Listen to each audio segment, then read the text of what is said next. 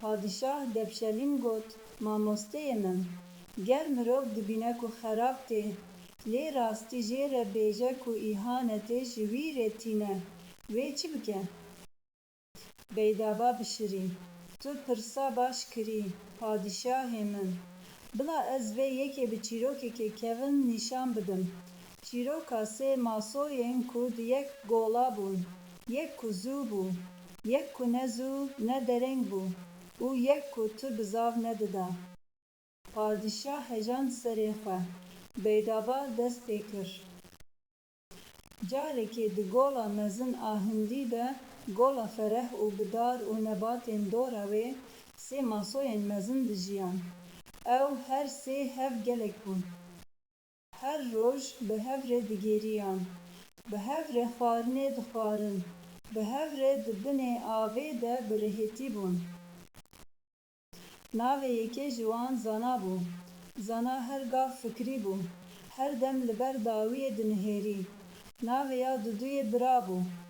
Bira tenê ya niha didît, ne dawî ne pêşî. Navê ya sêyê Erê bû. Erê dima problem dihat digot, tiştek tune, wê derbas bibe. Rojek di şewa avê ye du masîgir hatin nêzîkî gola. Maso di nava sayên xwe yên xwe yên di binê darên de bûn. Bihîstin masîgir bi hev re axifîn. Yek got, ev gola mezin, tev masoyên gir têde hene. Sibe em vegerin bi tora xwe ya mezin, em ê hemûyan bigirin.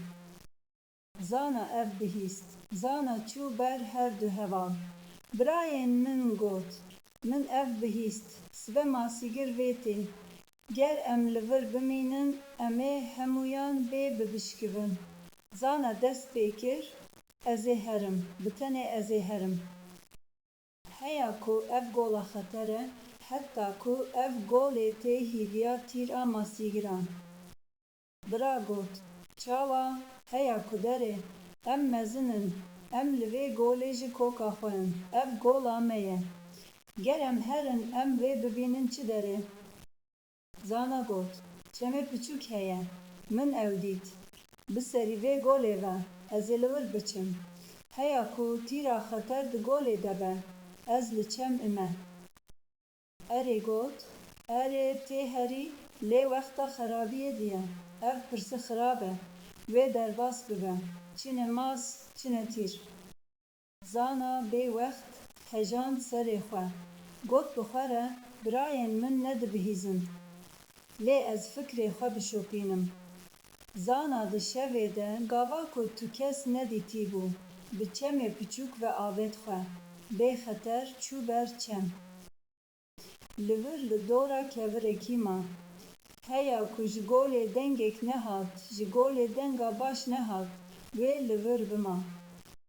Sibê, masîgir hatin, bi tora xwe ya mezin a kanî, bi destê xwe ya pir, dest bi avêjtina torê li golê kirin.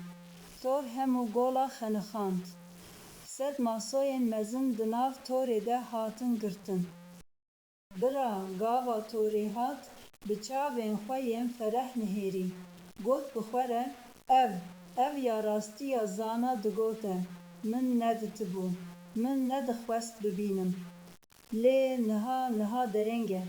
Bira di tora torê de ket. Bi hawar bi qêrîn bi tîr di tora torê de ma. Bira mir. Bi pîrê xwe, bi heval û birayên xwe bê maso ma. Bira mir. Erê dema torê hat, hîn jî di nava xwe de digot, wê derbas bibe, tu tişt ne mase. Erê di tora torê de ket. Erê bi avêjkirina tora ji bo kêfa xwe, bi avêjkirina ku dawî tê di tora torê de ma. Erê di tora torê de mir. Zana di çemê piçûk de di binê kevirekî de sax bû. Hîviya kir, çend roj derbas bûn. Gava ku ji golê bihîst ku xeter çû. Zana hêdî vêgeriya, gola vala bû, tev maso çûbûn. Zana di vala bûnê de, di valaya birayên xwe de, ji nû ve ji bo xwe jiyan kir. Beydaba li padîşahê hejand. Padîşahê min sê cîwakuna jiyanê hene. Yek liya tê hîvî dike, wê dijî. Yek liya nedixwaze bibîne, wê bê bibire.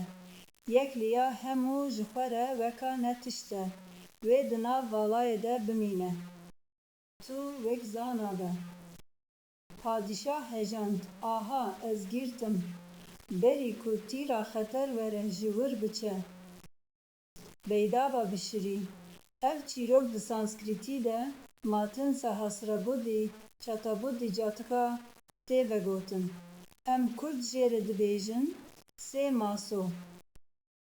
Eger ev çîrok bandorê li ser hiziratê kiribe, bila bêhna xweş û rastiyê bêtet e.